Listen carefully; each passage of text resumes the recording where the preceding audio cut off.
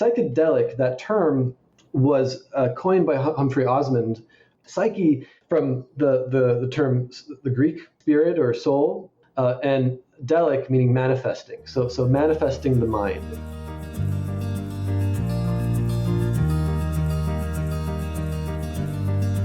Welcome to the Mindspace podcast. I'm Joe Flanders. Thanks for tuning in. The Mindspace podcast is my personal, in-depth exploration of the science and practice of well-being. I'm sharing this journey with you because I believe we can all lead happier, more meaningful lives by getting the facts and training our minds. Join me as I learn and share the most inspiring insights about human flourishing from leading experts, because we could all use a little more mind space. Okay, really excited for the show today. I've been looking forward to this episode for a really long time, and I'm very happy the moment is finally here. Yes, we're doing an episode on psychedelics. As many of you may know, we are currently witnessing a major paradigm shift in clinical psychology and psychiatry. Psychedelic-assisted psychotherapy has the potential to transform how a wide range of mental health problems are treated. This breakthrough is being driven by the maturing science in the field and an increasing openness to these substances in public discourse. So for today, we're very lucky to have Elizabeth Nielson and Ingmar Gorman on the show, in part because they are really on the front lines of both of these developments. And we're also incredibly lucky that Mindspace is hosting them for a workshop in Montreal in November. More on that in a moment. First, let me introduce you to them. Elizabeth Nielson is a clinical psychologist specializing in addictive and mood disorders. She's the Director of Education and Training for the Psychedelic Education and Continuing Care Program at the Center for Optimal Living in New York. She is also involved as a researcher and therapist on studies of psilocybin and MDMA, most notably with the Multidisciplinary Association for Psychedelic Studies, also known as MAPS, and the Experimental Therapeutics Research Laboratory at NYU Langone School of Medicine. Ingmar Gorman is also a clinical psychologist. He works with populations who've had experiences with psychedelics and other psychoactive compounds. He's the director of the Psychedelic Education and Continuing Care Program at the Center for Optimal Living. He is the site co-principal investigator and therapist on a MAPS Phase 3 clinical trial of MDMA for post-traumatic stress disorder. And he's an NIH-funded fellow at NYU and a board member of Horizons Media. Our conversation covered the history of psychedelics and how we arrived at this psychedelic renaissance, the current science and clinical applications of psychedelics, the subjective experience and therapeutic action of psychedelic compounds, and future directions in this field. As I mentioned earlier, Mindspace will be hosting Elizabeth and Ingmar in Montreal. On Friday night, November 1st, they'll be offering a brief presentation and Q&A for the public. And on Saturday and Sunday, they'll be leading an introductory workshop on psychedelic-assisted psychotherapy for health professionals. A link to these events can be found on the Continuing Education tab at mindspacewellbeing.com or in the show notes for this episode. Unfortunately, Mindspace does not offer psychedelic-assisted psychotherapy yet. These substances are illegal to possess, obtain, or produce without a prescription or license, as they are Schedule 3 under the Controlled Drugs and Substances Act.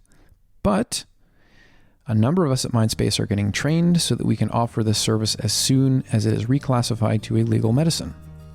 And now, without any further delay, here is my interview with Ingmar and Elizabeth.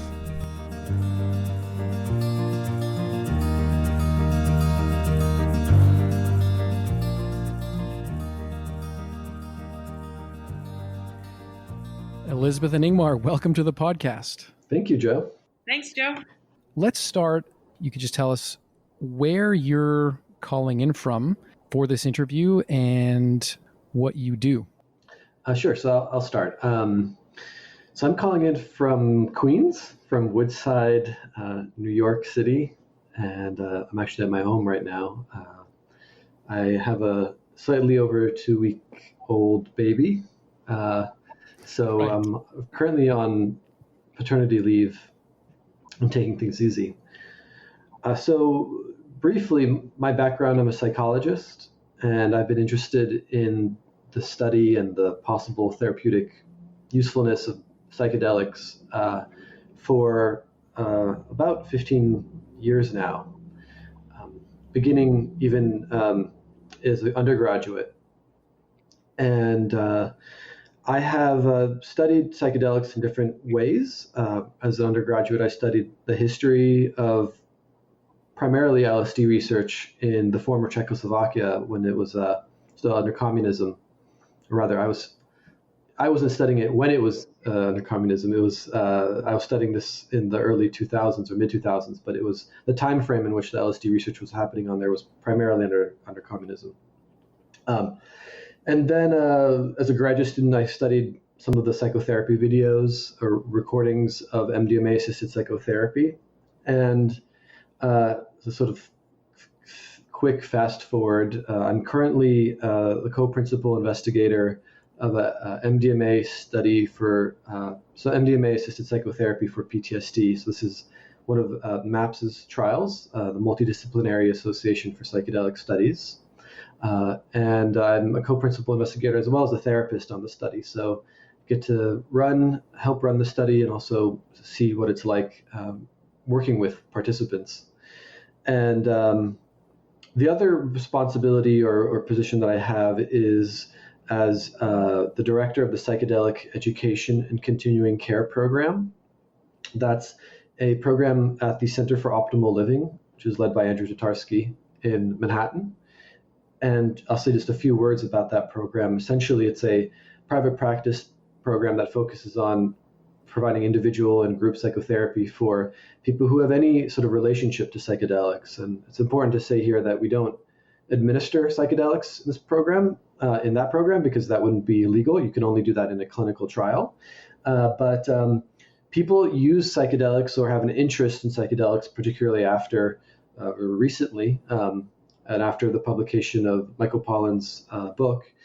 And so we want to provide mental health support, both to prevent harm and possibly maximize the benefits of psychedelic experiences for people.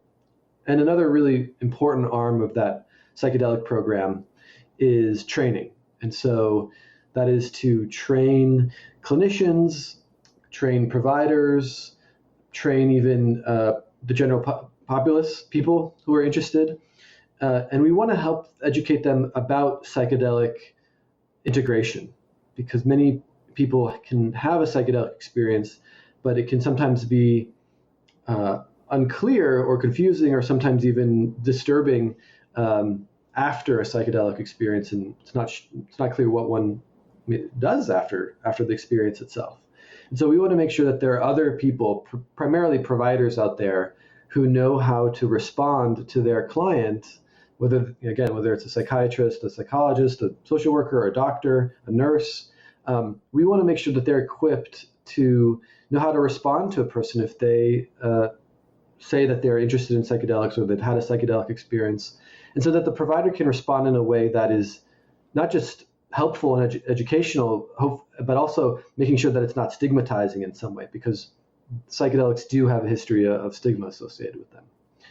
So that's my kind of long introduction for the moment. And on both of these projects, I just want to say that I collaborate with Elizabeth, and I'll allow Elizabeth to introduce herself. But both on the MDMA trial and in the psychedelic program, we work closely together. So just before we get to you, Elizabeth, I just want to say, Ingmar, that I am somewhat familiar with your bio, and of course, the ambition and the success and the sort of cutting edge work that you're doing is all very impressive. But you had me at the 2-week-old baby. And so yeah. I'm just completely blown away that you're like upright and speaking in sentences and that you agreed to join us. So thanks a lot. And I've been there.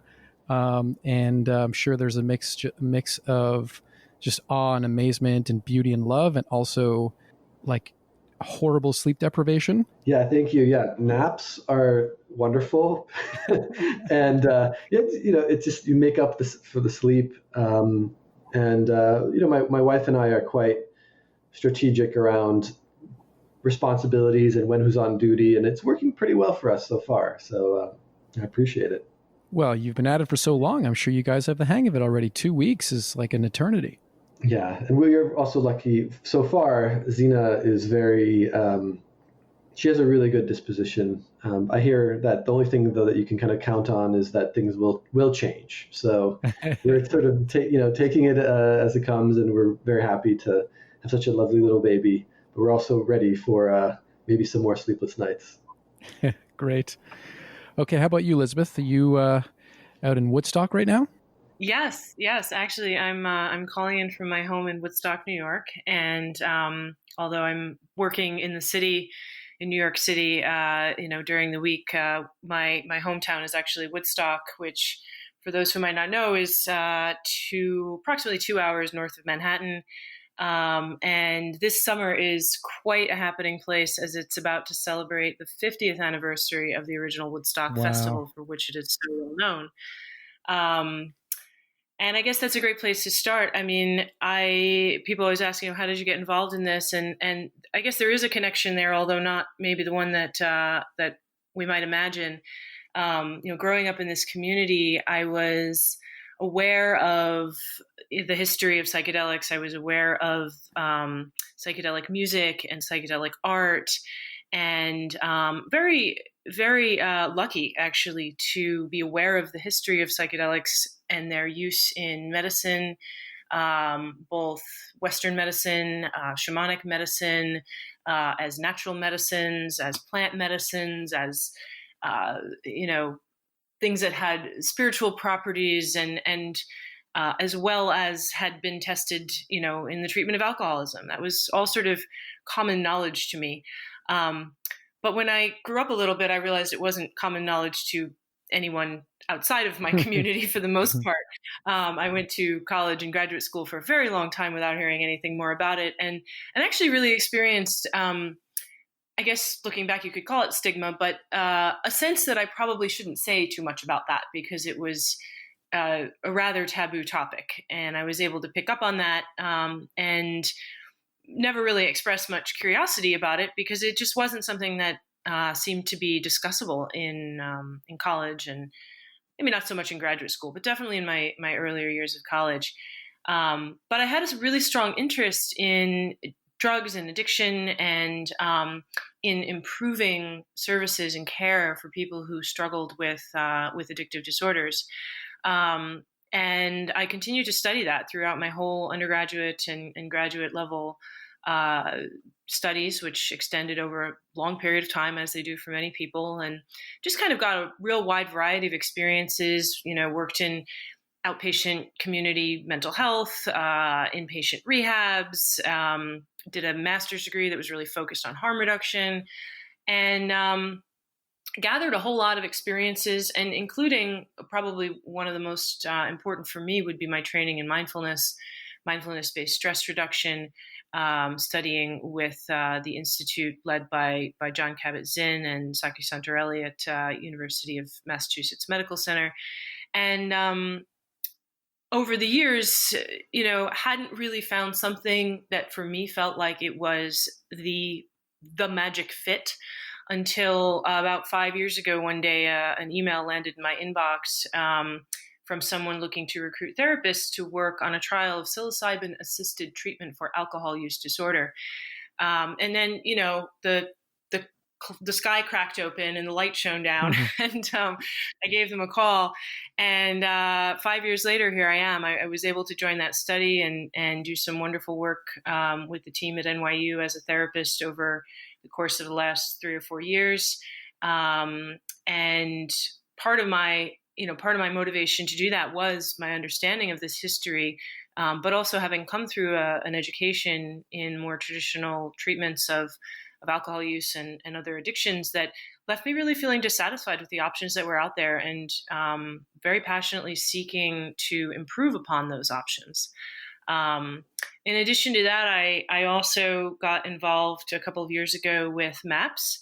I was invited to train and become part of the team of therapists to conduct the phase 2 and 3 trials of MDMA-assisted treatment for post-traumatic stress disorder that Ingmar spoke about earlier. And have been a therapist on the team that he co-leads in New York City. And that experience has been equally profound and wonderful. MAPS has done an amazing job with training and therapist development.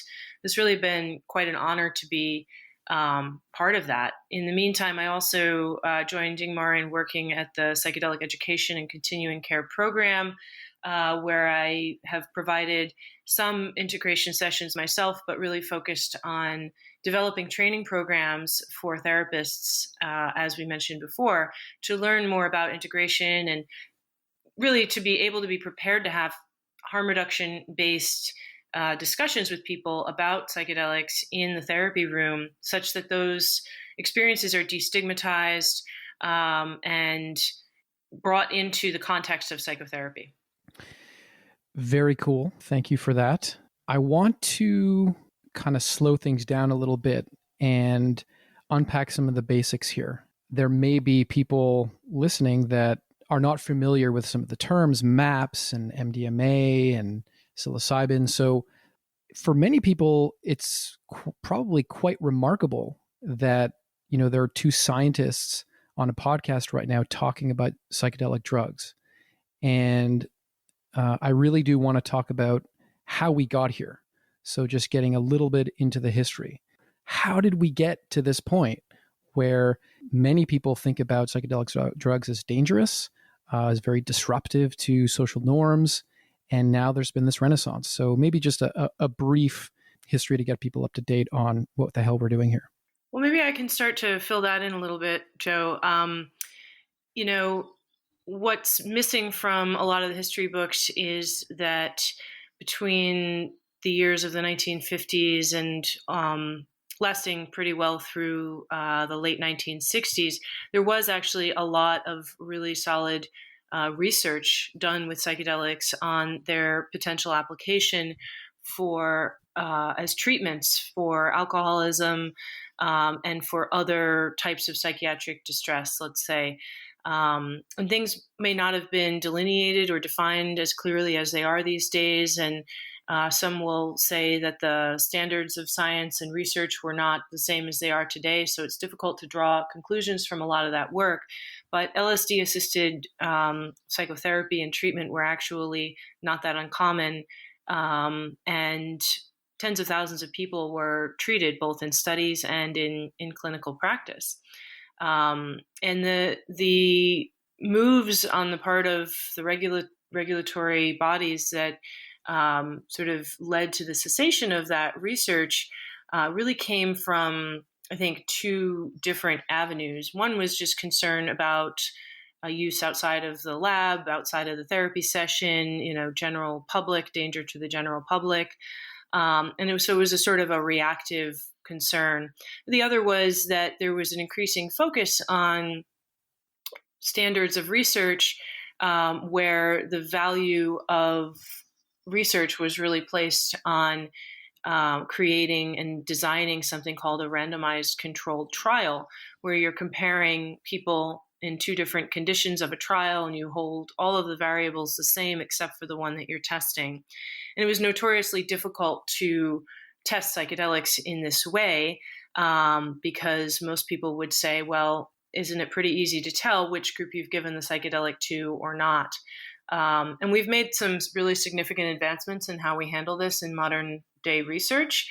But at the time, the designs and the capability to do that were not what was needed to demonstrate to the government that these should become legal prescribable medicines. So up until the mid-1960s, LSD was available, but it was a research chemical. It wasn't a prescribable medicine, and it didn't ever make that leap. It was essentially science and research stopped between the early 1970s and for around 30 to 40 years, depending on exactly where you start the clock again. But what's happening since then is, there was a focus on using psilocybin, which was prohibited in the same category as LSD when all of that happened. And psilocybin has a little bit of some advantages and some differences. First of all, it's easier to work with because it has a shorter duration. So we can have sessions that we can fit into the day of work at an institution or a clinic. People can go home at the end of the day. Therapists can go home at the end of the day. LSD has a longer duration, so it's a bit more difficult to work with. But it also has just more associations that could potentially be a barrier to getting approvals, whereas psilocybin is lesser known. Although the psilocybin used in research is entirely synthetic, it is also a naturally occurring compound that tends to ease people's fears a little bit right there. Yeah, so that's really valuable kind of context. And I'm sure you left this out for the sake of brevity, but I do think it's important that people understand that many of the substances that we now think of as psychedelics have been used for many, many, many years, long before the 1950s in North America, by Native communities such as in South America. Have I sort of covered that, or is there anything else you want to say about the sort of pre-1950s history? Certainly. Psilocybin came to the attention of Western scientists in the 1950s after its use in Mexico was documented, and it was later synthesized in such a way that it could be distributed for research purposes. But the use of psilocybin and other naturally occurring psychedelic compounds dates back thousands of years. So we're building on that in a lot of ways with either with synthetic versions or refined versions or entirely synthetic compounds that have chemical and experiential similarities. But this work is certainly not out of that context. Right. Ingmar, feel free to jump in if there's anything you want to add on the history piece. But I also... it occurs to me that we should also name the substances that we refer to when we use the word psychedelic, and maybe even speak to what effects these have on the brain and on subjective experience for people who take them. Yeah, I would like to add a few things to the history piece just before we move forward. One is that there was a really interesting recent article in the National Geographic of a shamanic pouch being found in South America that contained, dated to about 1,000 years ago. And the pouch contained coca leaf, plants containing DMT, harmine, psilocin, which is a component of mushrooms. And so it's really interesting to see that it's one of the, for me, more convincing pieces of data that show that people were aware of and intentionally using various kinds of psychoactive, naturally occurring compounds.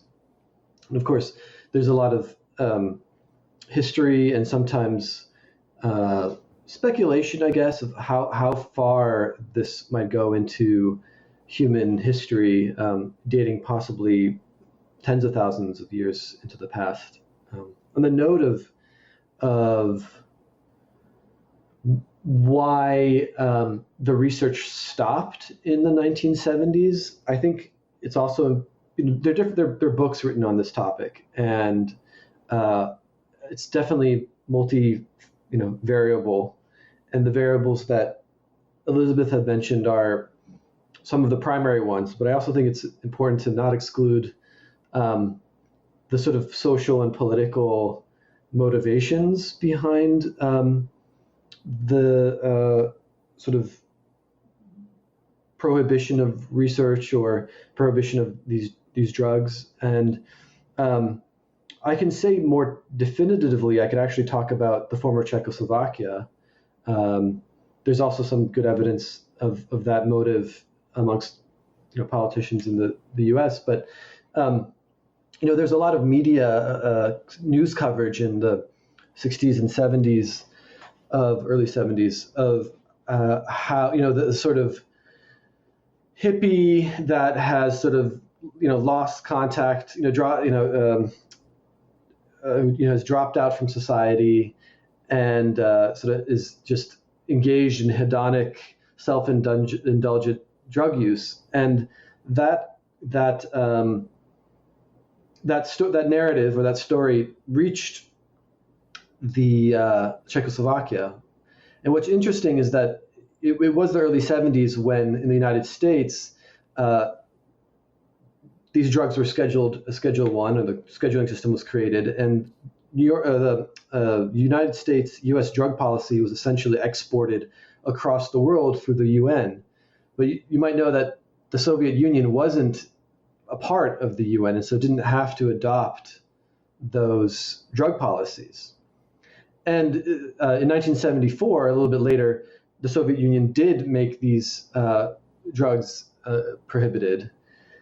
And one of the rationales that I've learned through interviewing Czechs who went through this was that it wasn't really acceptable for the Czech populace to read in the newspaper and the sort of propaganda machine to be saying how terrible Americans are, the imperialist, capitalistic, materialistic Americans, who are using these drugs.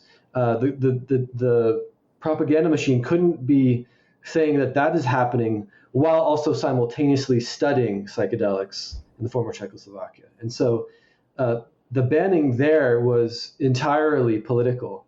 There was extremely little, a handful of cases of psychedelics being used by the general population. It was actually extremely tightly controlled under the Soviet Union. So that is a much more clear-cut case where the motives were entirely political and not science-based. In terms of your question, or I don't know if you have a follow-up to that, but I can answer your question about the psychedelics. No, I just find that super interesting, the perspective of what was going on behind the Iron Curtain and what that kind of the light that it sheds on what was happening here too. Thank you for that anecdote. Yeah, absolutely. Well, so this is, what are psychedelics is that's a multi-hour conversation. But in short, generally when people talk about psychedelics, they're referring to a technical term that we use, which is the classic psychedelics, or sometimes referred to as the classical hallucinogens. Hallucinogen is a term that I think is fading a little bit with the emergence of the psychedelic research renaissance. So hallucinogen and psychedelic are essentially equivalent terms. However, hallucinogen emphasizes the hallucinatory aspect of psychedelic experiences. However, sort of true hallucinations, sort of seeing a rabbit that's not there, for example, is exceptionally rare on psychedelics. And so in some ways it's a misnomer. And psychedelic, that term, was coined by Humphry Osmond early on. And it's my favorite, and I think amongst many of the researchers, I would say that's their favorite because it probably is the most accurate in describing what they do. Psyche, from the term, the Greek, spirit or soul, or we now say psychology, psychiatry, the mind, and delic, meaning manifesting. So manifesting the mind. And one of my favorite ways of describing a psychedelic experience is a term that Stan Grof, who's one of the founders of LSD psychotherapy, also a Czech who is now American, lives in America. He referred to psychedelics as non-specific amplifiers. And to me, that makes a lot of sense, that things that we're feeling inside us or in our mind, our mindset, or things in our environment, the setting or other stimuli, or people who are around us, they can sort of, the experience of those things can be amplified, and amplified sometimes to proportions that are almost mythical. And that is one way to kind of describe a psychedelic experience. Now, we could zoom in a little bit. So what are the classic psychedelics or the classic hallucinogens? Well, they're primarily serotonergic psychedelics. So psychedelics that operate through the serotonin system. And these would include psilocybin, psilocin, LSD, DMT. So the ones that people are more familiar with. And now you also have research going on with other psychoactive compounds, and MDMA is probably the one that throws people off a little bit, because technically it is definitely not a serotonergic psychedelic, although it does impact the serotonin system, but also affects the dopamine system. And all these things are actually quite complex because they have cascading effects involving multiple systems. But essentially, MDMA is not like LSD, DMT, and psilocybin. And it's sometimes referred to as an empathogen, meaning something that generates empathy. So that term kind of emphasizes the empathic quality that MDMA can create in people. But I would also say that it does manifest the mind, that people there's a reduction in people's defenses, and they're able to access parts of their experience that are somewhat kind of not accessible under some other conditions. And what makes it more complicated is that MAPS, the Multidisciplinary Association for Psychedelic Studies, is the primary funder into clinical research of MDMA. So I would kind of call it a psychedelic, but technically most people would say that it's not. And then there's a whole host of other research compounds and other plants that we haven't discussed, but these are sort of the primary ones. Okay, so I was chatting with a friend of mine the other day, and I was telling this person about this sort of psychedelic renaissance and how it's being studied and being used in clinical settings. My friend said, well, what does it do? How would you answer that in sort of very concrete terms for someone who has never tried a psychedelic? This notion of non-specific amplifier, I get it. It's quite abstract for somebody that hasn't had the experience. I can take that one, or Elizabeth, would you like to respond? I could just jump in with a couple of the things that we might explain to someone who's going through a study in preparation. But I think the most important thing to keep in mind here, first of all, is that what it does is highly dependent on who you are, why you're doing it, what kind of context you're doing it in, and what your entire set of expectations are, what your relationship to the psychedelic compound that you're taking is. So that being said, I think that's one of the hardest things to understand, is that psychedelics have less of a uniform, predictable, here's the response, here's what to expect kind of answer than pretty much any other kind of medicine we might be working with, because it's very highly subjective and it's very highly dependent on the context and what we refer to in the field as the set, or the mental set of the person, and the setting context in which it's being taken. So if I were to be asked that by a research participant who was going to go through psilocybin-assisted treatment in a study, we might be explaining things like, well, you may experience changes in body sensation. You may feel disoriented to time. It may feel like it's been a very long time and it really hasn't, things like that. You may experience visual alterations, intensification of colors, perhaps illusions such as, the illusion that the walls are moving or the carpet is moving, and those sorts of things. But the more interesting effects usually are the internal psychic effects, such as different or increased, enhanced access to different kinds of memories, perhaps dreamlike imagery, and perhaps emotional experiences such as compassion, interconnection with others, those sorts of things. And there also may be experiences that are upsetting or that are frightful.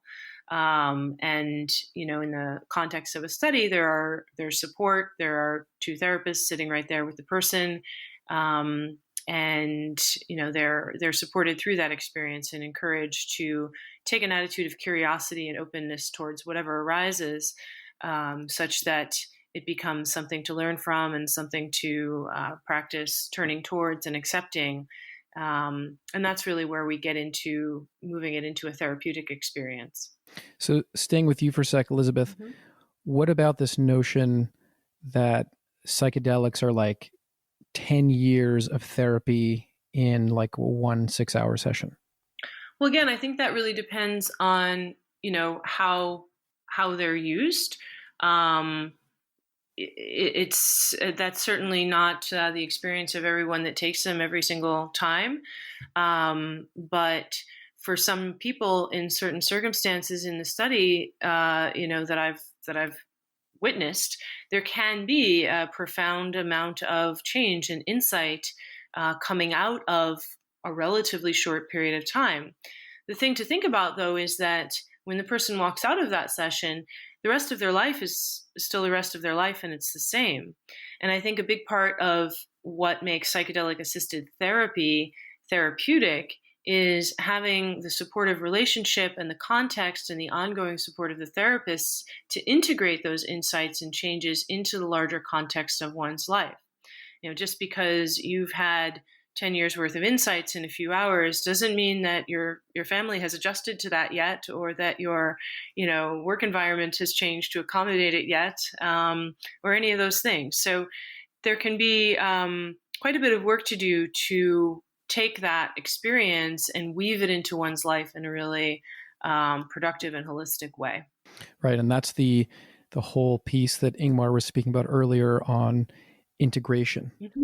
And you guys are doing really interesting work on that front. I want to just highlight something that we spoke about the other day that I think really belongs here as a nuance. The work that you guys are doing and the education you're doing and all this stuff is not about getting psychedelics in everyone's hands and everyone tripping on the weekends. This is really about using these compounds in the context of a psychotherapy where there are trained therapists and experts supporting and holding the space for people that are going through this transformation. And so it is quite different from the sort of moral panic in the 1960s and 70s that is one of the many reasons why there was this major crackdown. So I don't know, anything to add there, or I just wanted to make sure that got in. Yeah, that is correct. And it's a very important distinction to make. In our harm reduction work, we work with people who make decisions to use psychedelics in a variety of contexts.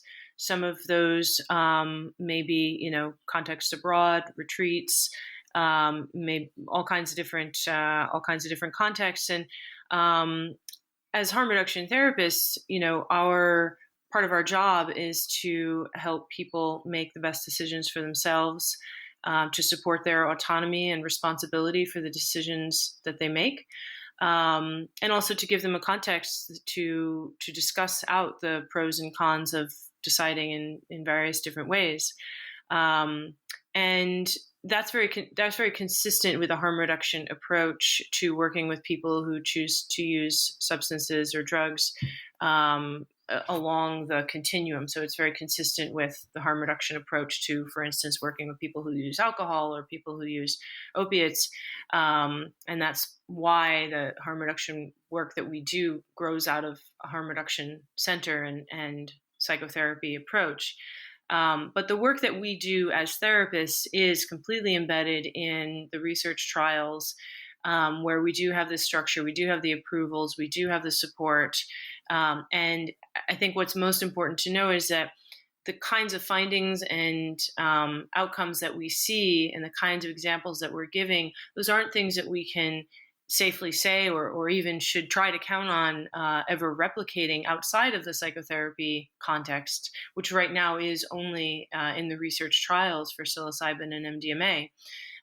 You would never be able to have the same level of comfort and safety and the same setting elsewhere because you don't have the support of actually doing this in a legal context.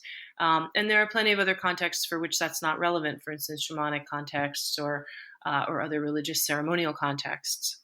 Right. Ingmar, did you want to add to that? Yeah, I just want to reiterate, because I think this is really, it can be confusing for somebody who is listening to us for the first time.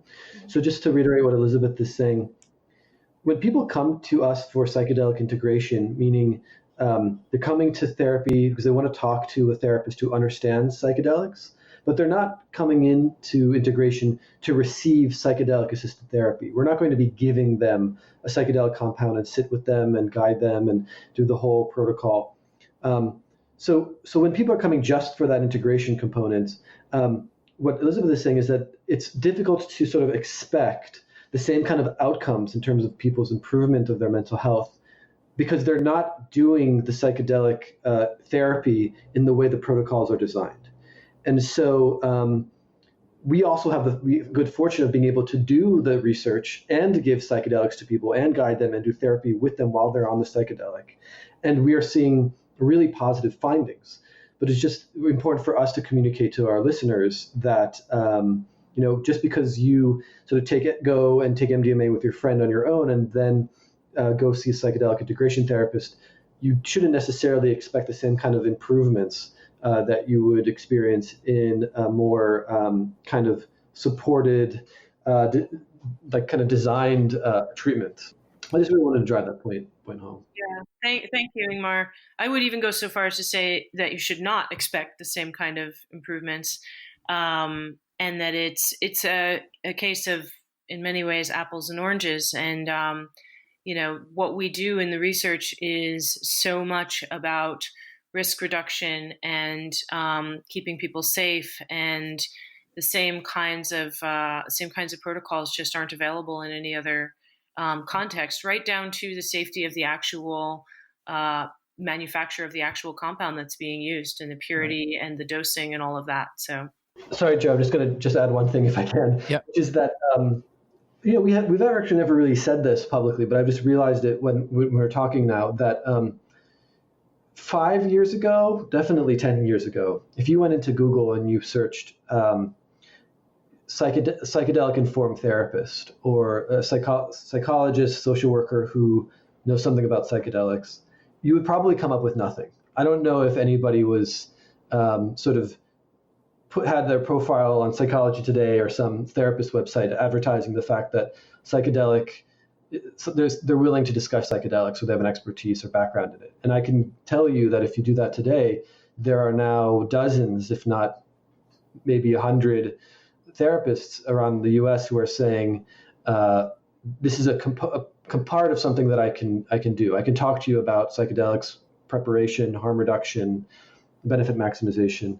And that's not just because of Elizabeth and I. There are many other forces and other people who've been training people. But I think we've contributed a significant part to that. And that alone, I think, is a really important contribution. If everything else were to suddenly, stop, at least that is now something that people can access.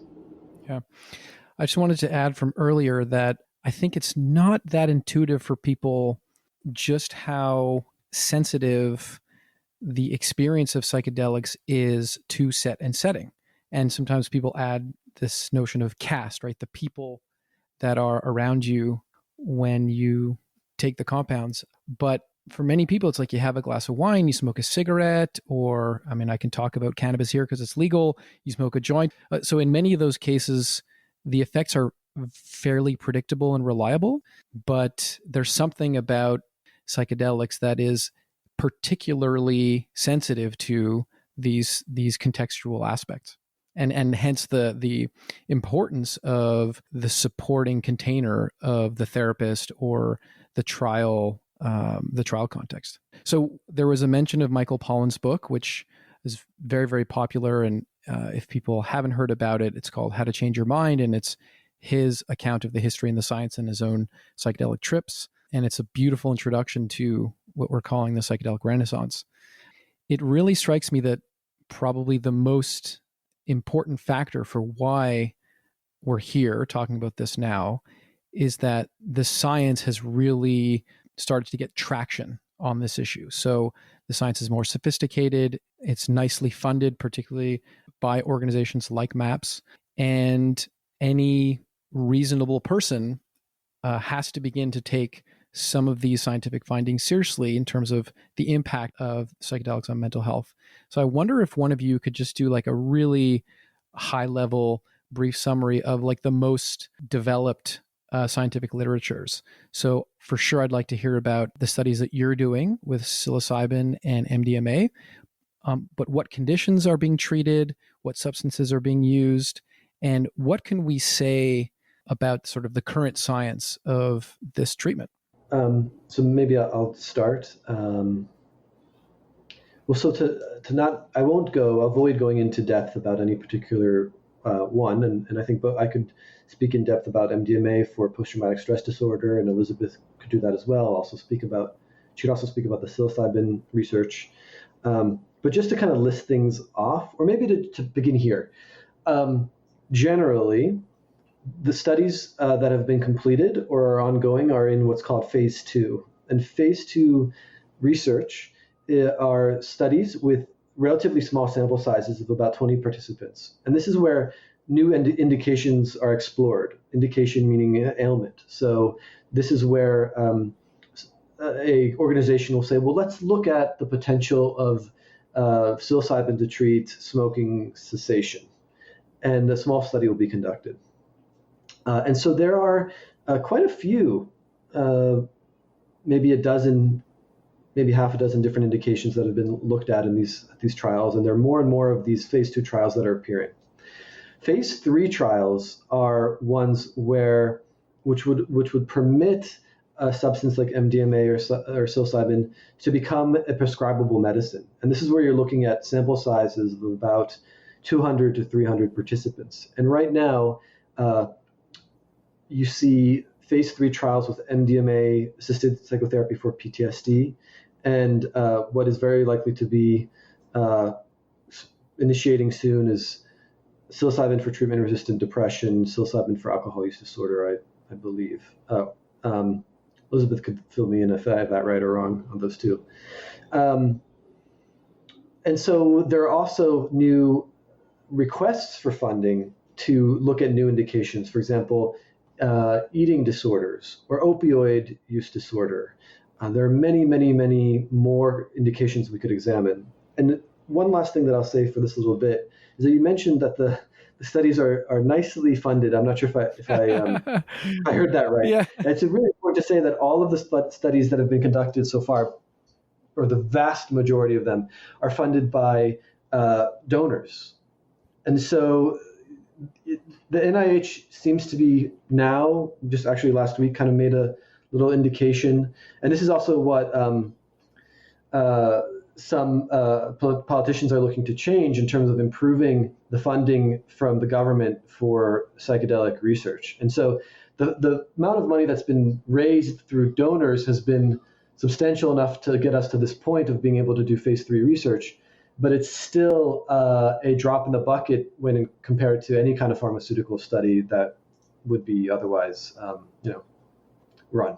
Yeah, fair enough. So depression, alcohol use disorder, PTSD. I've heard that the U.S. military, well, correct me if I'm wrong here, but that MDMA is being used to help veterans coming back from seeing combat in the Middle East, let's say.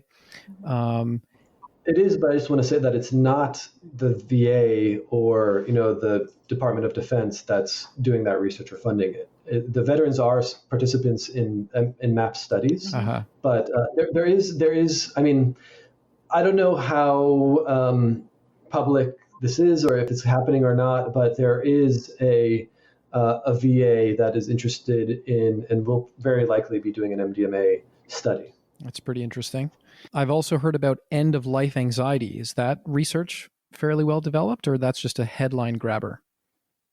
So I think what you're referring to there would be what's commonly known as the cancer trial, which was a study conducted at both Johns Hopkins and NYU. It was wrapped up and published in 2016. So it was actually wrapped up, I think, in 2013.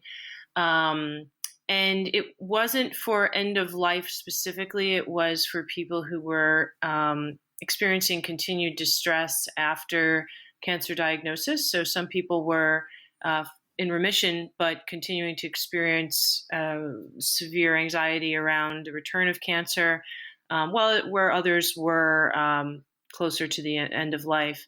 It actually built on substantial literature about the use of psilocybin and LSD in treatment of end-of-life anxiety that had been developed in the 1950s and 60s. But for that particular study, it wasn't restricted to people that had any kind of terminal diagnosis.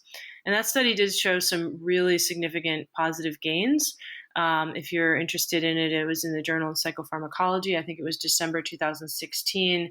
And just a really great sustained reduction in anxiety and emotional distress for the participants. Mm-hmm. Mm-hmm. I wonder if there's any other conditions that you want to mention on this list. And I do want to make sure we get to the human condition, just a sort of general applicability or this notion of the betterment of well people. So you can speak to any of that. Well, in addition to research on the use of psilocybin and psilocybin-assisted treatment for alcohol use disorder that's currently ongoing, there are also studies, an ongoing study of psilocybin-assisted treatment for psychostimulant, cocaine use disorder. It's going on at the University of Alabama under Peter Hendricks, who's the PI there. And there's also recently ended, a couple years ago, ended a study of psilocybin-assisted treatment for smoking cessation that was conducted at Johns Hopkins. Smoking is a notoriously difficult habit to break. And this study, again, showed some really substantial gains, much clearer positive results than some of the approved treatments that we do have. So I believe that not just for alcohol use, but we're going to see psilocybin become hopefully a frontline treatment if it's fully approved and fully studied and documented as possible for a wide variety of addiction treatment as treatment of addictions in the near future. So I definitely want to get to the sort of legalization piece, but before, this really is a nice opportunity to, I think, get into some of the myths. So if I'm not familiar with this territory, I'm thinking, wait a second. You have people with alcohol problems and smoking cigarettes and cocaine, and you're giving them another drug. What's up with that? Isn't it addictive in and of itself? That comment really, first of all, speaks to the problem with the stigma around, the idea that a drug is a drug, and no matter what, they're all sort of in the same class and category. I mean, and that's kind of problematic in itself, but the addiction treatment field uses quite a variety of medications to assist treatment, to reduce symptoms such as cravings, to reduce the problems associated with withdrawal, and to treat the sometimes life-threatening complications of addictive drug use. So the idea of using a substance or a compound or a drug, if you want to call it that, in the context of treatment is certainly nothing new at all. What was the rest of the question? I forgot. Well, is it not, first of all, are we just going to replace one addiction with another? Are these substances addictive? Is there neurotoxicity? Are you, quote unquote, frying people's brains? Are they going to turn on, tune in, and drop out? So that's another great line of questioning, right? And from what we can tell, first of all, classic psychedelics seem to have like anti-addictive properties. They're not the kinds of things that drive continued repetitive dosing. People don't develop the same kind of addiction to them. They don't develop the same kind of tolerance and withdrawal syndromes. Simply don't exist in the same way as they do to the habit-forming drugs like alcohol and cigarettes and opiates and things like that. In fact, they can actually, in some ways, heal the damage that's done by the repetitive addictive dosing of those substances. So we think that they're actually potentially protective. And some of our evidence for that comes from the actual pharmacological properties of them. But another bulk of evidence for that comes from our anthropological research looking at communities that use compounds that contain classic hallucinogens or classic psychedelics in regular weekly or biweekly religious rituals, such as ayahuasca church communities and the Native American church. And when we look at those communities, when we see people that are regularly taking a compound or a tea or something that contains a chemical that's very similar, or containing psilocybin or something very similar chemically, we're actually seeing reduced rates of addictive behavior beyond what we would expect based on simply the social prohibition or the social norms of that community. So there's another reason to think that these compounds can actually offer some protective and anti-addictive properties for people. So I'll turn it over to you, Ingmar, because I know you want to add something, but I learned from both of you in a very impactful way, comparing these substances to some of the other substances that people use recreationally as a very, very low sort of risk and danger profile. And I think that's something that people are not necessarily aware of. Yeah, I think when we talk to a new audience, one of the things that we often forget to mention is that when we're talking about MDMA-assisted therapy or psilocybin-assisted therapy, we're talking about the administration of this drug once on a monthly basis for maybe 2 or 3 times. Mm-hmm. So it's just for the general audience. It's not like a person who's getting prescribed a psychedelic that they're then taking on a daily basis, or even a drug that they're taking at home. It's always under the supervision of therapists. So that's something I just wanted to add. The other thing that we left this topic, but Joe, you asked this question about what about people who are sort of well, the betterment of well. Yeah. And there is this is a question that I think we all are very interested in. And we being the psychedelic community, we being researchers, the general public who don't necessarily meet criteria for a diagnosable illness. But there is actually research on this topic in some ways. One is also at Johns Hopkins, the study of psilocybin in advanced meditators.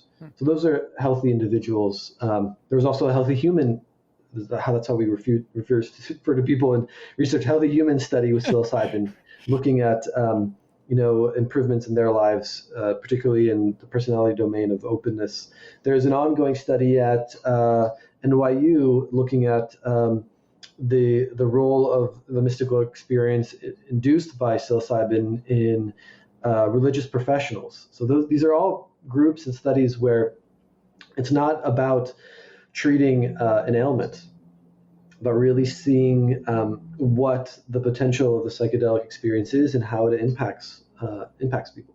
And I wager that we'll see a lot more research like this in the future.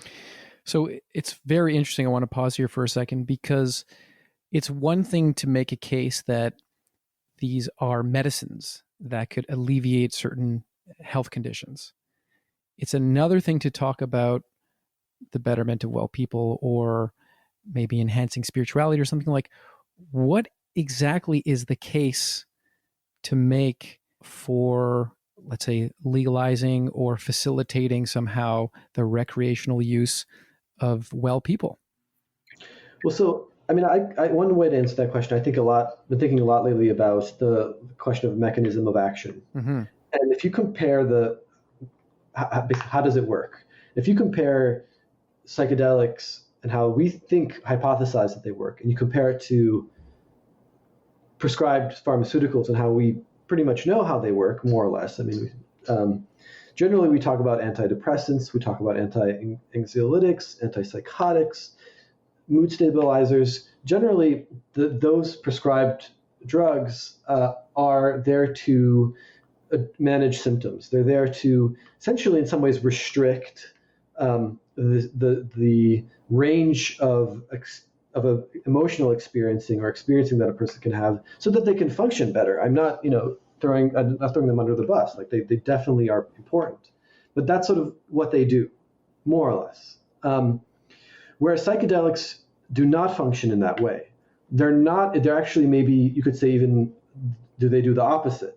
They in some ways broaden the experience a person can have, or the way that they are in the world. And so in that way, we're taking a different route to treating illnesses, so to speak. But to me, that's how it kind of also extends to and could be applicable to people who are well. How might psychedelics be used in creativity or problem solving or noticing one's sort of behavioral patterns, relationships, interpersonal relationships, or as you mentioned, spirituality.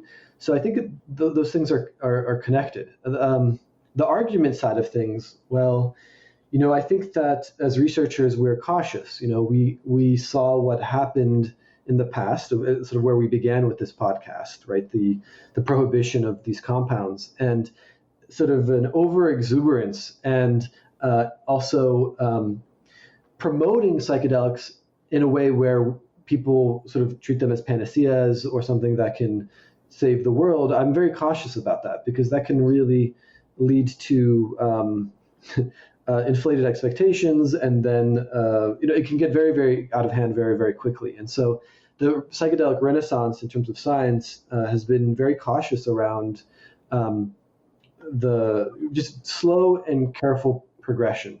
And I think that is important and appropriate. Thank you, Ingmar, for that explanation. I wanted to also add that I think what's important to note here is that the work that Ingmar and I are doing on the trials, the phase 2 and 3 FDA-approved clinical trials with psilocybin and MDMA, that work is geared towards gathering the data that the FDA would accept for rescheduling of these medicines, for the DEA to reschedule these compounds from Schedule 1 to something that can be a prescribable medicine, in which case they would become available only through the prescription of a medical doctor or other medical person, and only administered under very specific conditions to people who are meet criteria to take them. The way that our regulatory bodies work is that if the FDA accepts the data and approves, let's say, for instance, MDMA as a prescribable medicine, they would then convey that to the DEA, the Drug Enforcement Agency, which would reschedule MDMA for prescription in certain contexts. But it'll always and only be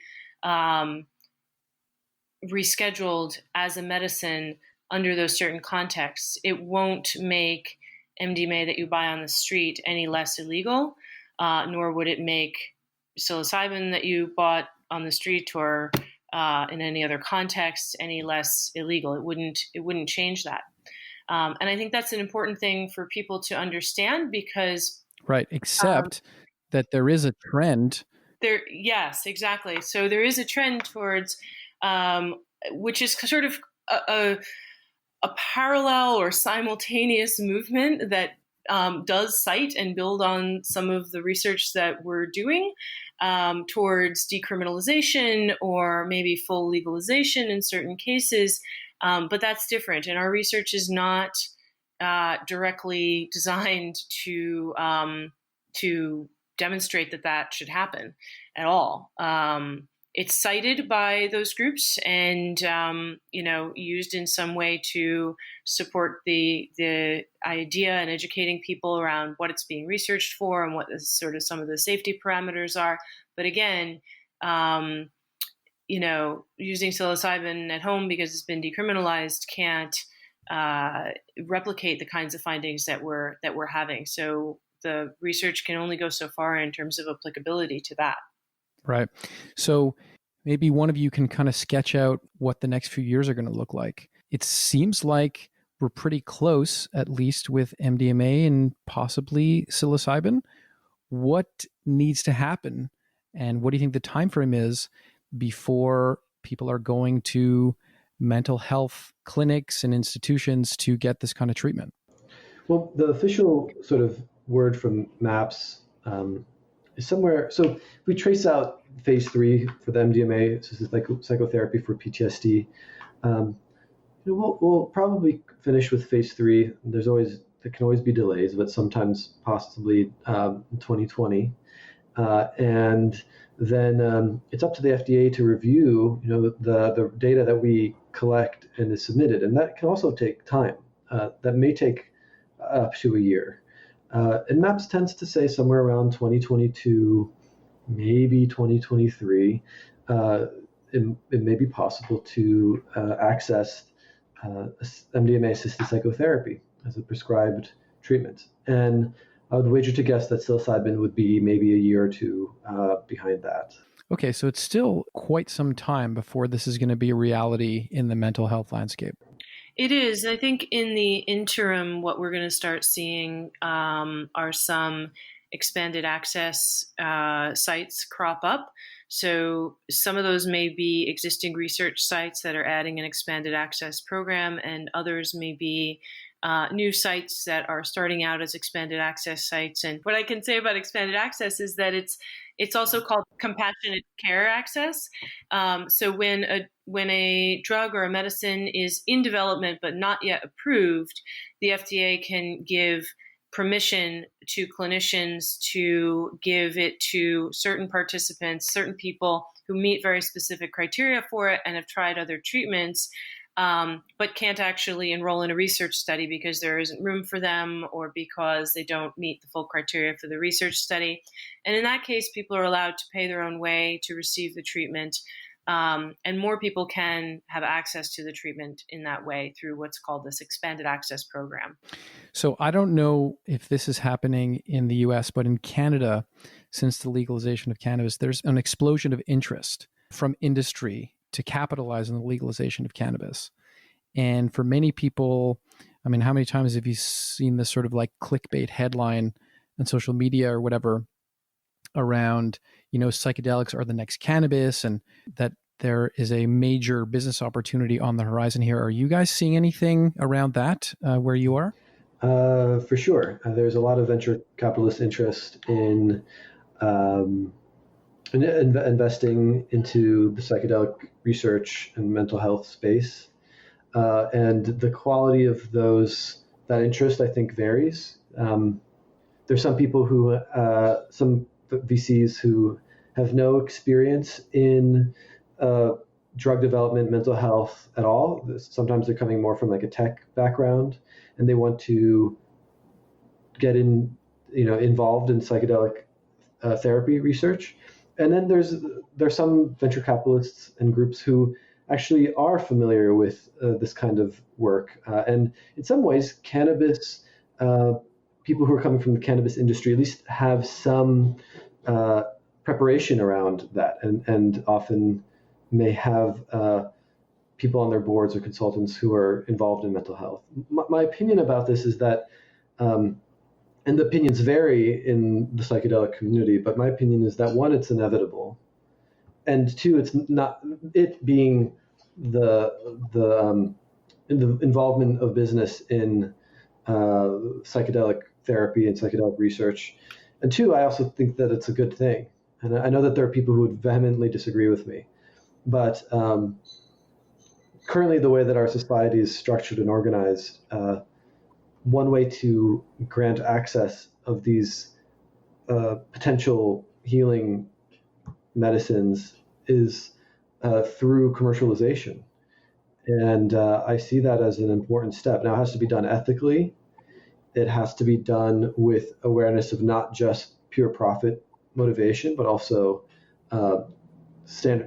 establishing and maintaining, importantly, maintaining standards of care. But I do think that is also all that is on the horizon. Mm-hmm. I know that we're running well over an hour here, and if it's okay with you guys, I'd like to try to squeeze in a couple more questions. I feel like we sort of covered a lot of the history and we're sort of up to the present moment. What is currently happening in this research and clinical community, and what's sort of getting your attention these days? Well, I think when I think about the future and what's going to be happening and what's going to be most important, I think one of the biggest issues that we need to look at is therapist training. Mm-hmm. Right now, studies are being conducted by a relatively small pool of people. MAPS has done a great job of trying to include as many therapists as possible and trying to have a large pool of therapists involved in their phase 2 and 3 trials, so that there will be more of us to take on what comes next. But the number of therapists trained to do this work is going to need to expand, and it's going to need to expand rapidly over the next few years. So one of the main things that I'm focused on and concerned with is preserving the quality of training, developing, ideas around what kinds of qualities therapists who are going to do this will need to have, and how best to communicate the best practices and the ethical quality of the work that we've been doing to a new generation of therapists. That is a great opening to talk about the work that you're going to be doing in Montreal. So both you, Ingmar, and you, Elizabeth, will be in Montreal for a clinician training, and I'm going to put lots of info about that in the show notes. It will be in November. Tickets are available on the Mindspace website. And so I find this to be incredibly fascinating, and I'm very excited to get trained myself, and really curious to hear how you as a community are thinking about getting people trained up, because it does seem like a challenge in many ways. Thanks. Yeah, we see the training that we're going to do in Montreal as something that's complementary to being trained as a psychedelic-assisted therapy therapist. It's certainly a good background and a good lead-in, although the focus is on getting more familiar with the background and of the field and the research, theories behind psychedelic-assisted therapy, as well as preparing to have some basic introductory harm reduction and integration-focused conversations with clients when they come through the door. So we're really looking forward to that. And we've run these several times already, and we're really getting an amazingly enthusiastic and professional audience of people who are just really great to see the opportunity to get some kind of professional training and education in this field. Right. Ingmar, did you want to add anything to what's kind of grabbing your attention these days? Yeah, just on I think fabulous answer by Elizabeth. I would just add one thing that I'm really interested in from a science standpoint is the role of the mystical experience has been discussed a lot in psilocybin research in terms of a predictor of outcome or the importance of a mystical experience. And there's new research that will be coming out soon looking at the role of insight and psychological flexibility.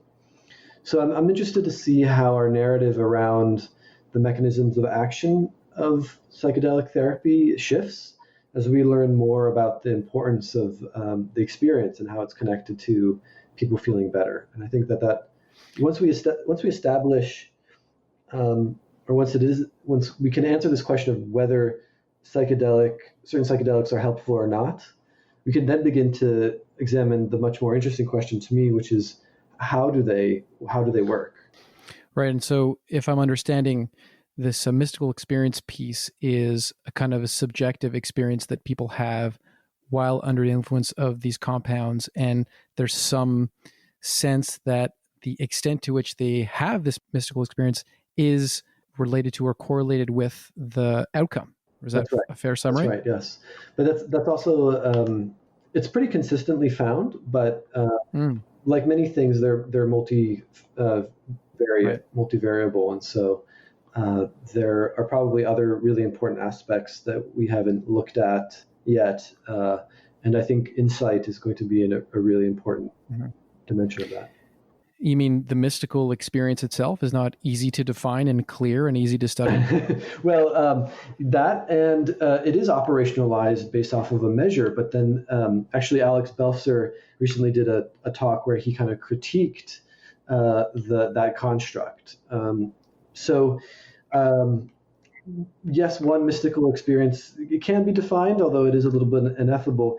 But I guess what I'm saying is that it's my opinion is that it's not just about, for example, feeling oneness with all things under psilocybin. It's feeling oneness with all things, and then what does that mean to a person, and how does that change their relationships to other people or to themselves?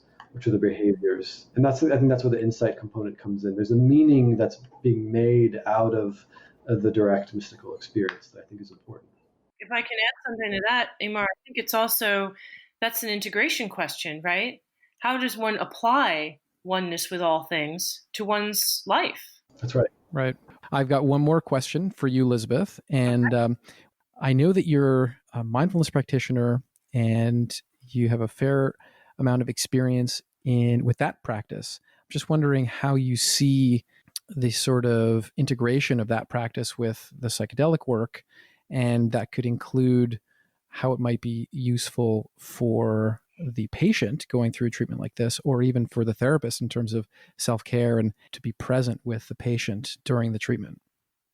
Well, thanks for that. And I'll start with the tail end of it, which is that I feel that having a mindfulness practice and being trained in mindfulness-based stress reduction and retreat practice and all of that has been probably the best thing that's helped me prepare to be a psychedelic-assisted therapist on these trials. It takes an incredible amount of patience and presence to sit with someone in a state of whatever they're in for the duration of an 8, sometimes a little bit longer hour a day. And so I think that practice is exceptionally helpful to me, just in staying calm and centered and able to be present for someone through those things. I do think there is a lot of overlap in terms of the kinds of experiences and the kinds of skills that might be needed to navigate those experiences. So, for instance, we talk to study participants about things like practicing open acceptance to whatever comes up, non-judgmental curiosity towards all experience, accepting whatever comes up in their experience as being relevant and important and valuable, just because it's there. It's something to be curious about. And a lot of those principles for me really overlap with my meditation training and resonate for me there. And so I feel that having a lot of practice with those kinds of principles from meditation training does help me practice them with respect to participants' content and participant experiences. I'm sure I could say a whole lot more about that topic. I mean, the relationship between the worlds of meditation and psychedelics and psychedelic-assisted therapy is quite complex and nuanced. But it's definitely something that's on my mind, and I definitely recommend, the meditation training as part of developing oneself as a psychedelic therapist, and as part of ongoing regular self-care for being a psychedelic therapist.